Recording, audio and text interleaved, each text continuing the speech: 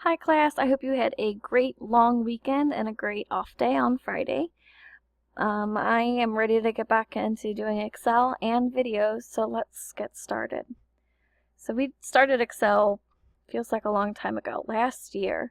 So let me just give you a quick reminder on what we already kind of went through. This is a cell. Any of these small rectangles are cells.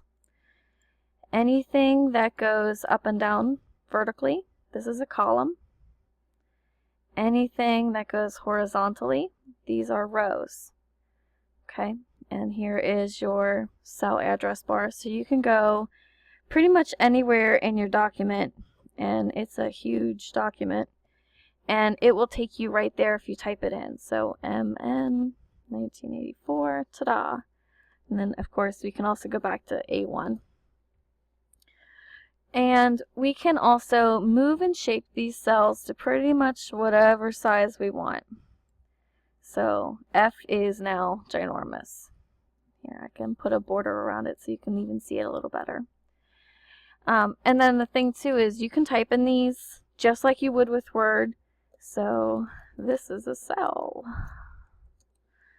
And maybe I want to make it bigger. And maybe I want to center it both ways. So now, in my cell box, this is a cell. Shocking. One of the other things that I wanted to show you how to do is you can actually set it so all of these will be the same basic size. So if you wanted them to be all squares or whatever, you can do that. You select however many columns you want, right click, column width. And then since this one's wonky, it doesn't have the size of all of them. So let's make up something. Let's do 12. Okay, so now all of these are the exact same size.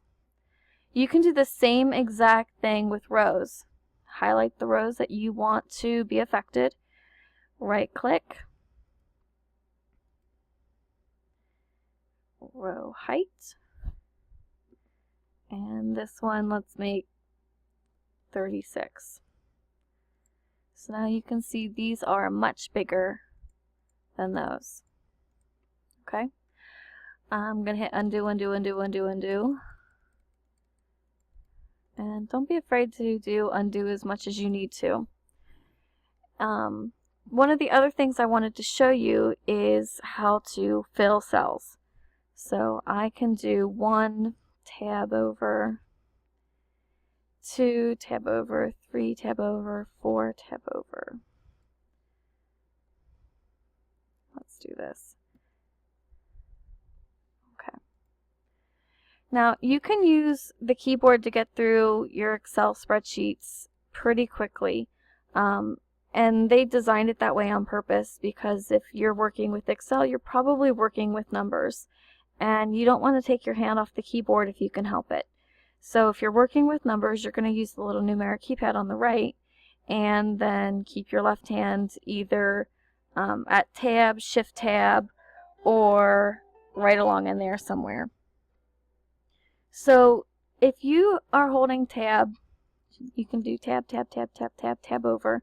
You can also hold down shift and do tab. Shift tab will take you backwards.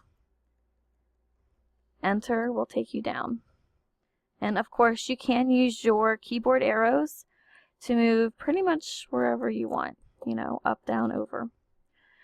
So, but what I wanted to show you with this 1, 2, 3, 4 is I can select 1, 2, 3, 4, and do you see how I just have this one like square period here at the end? I can wait till my mouse changes so it looks like that, and I can drag it over. So you can see there it goes 5, 6, 7, 8, 9, 10, 11, let's just do till 12. So it decided to fill in the series for us. It thought, hey, you're counting up, let me help you with that. So that might be great, but it depends on what you're doing. If you would rather it not fill the entire series and just copy the cells, you can do that. So now it's 1, 2, 3, 4, 1, 2, 3, 4, 1, 2, 3, 4. Either way. Okay, kind of cool. The other use that this is good for is dates or money or I mean, there's a lot of different things that we can use this for. I'm going to show you dates mostly because it's really easy to understand this way. So I was already playing with this already, so maybe I shouldn't do it in cell A. Maybe I'll just do it over in, let's do F. So 01, 01, 2016. And when I have a cell that's too big or too small, remember you can go between and double click and it'll make it the perfect size. So I'm going to use that same thing. I'm going to grab this little dot, I'll pull it down, and this isn't big enough, so go up here, wait till my mouse changes, double click, perfect size. Okay, so here I have all our dates, and I can change the way these dates look. So I'm going to take the column F and I am going to go up here. You can do some quick changes here. Instead of date, you can do long date, time, and then see currency, different kinds of money, time.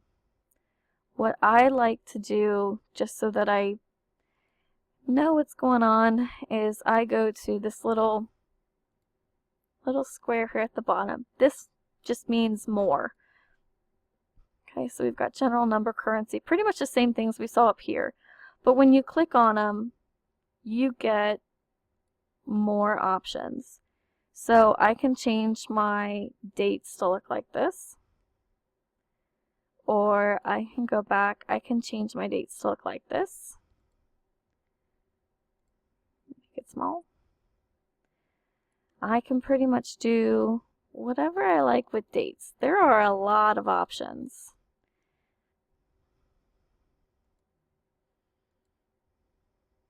Okay, and it defaulted to noon or midnight here.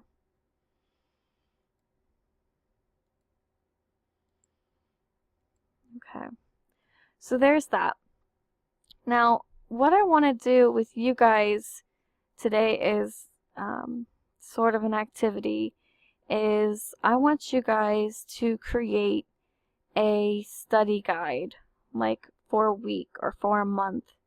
So maybe something that you'd want to do is the dates along the side, and then maybe religion, math, and I'm tabbing over here, social studies, art, etc. Okay, and then make these an appropriate size, whatever works for you. And remember, you can go through and make all of these a size. So maybe 42.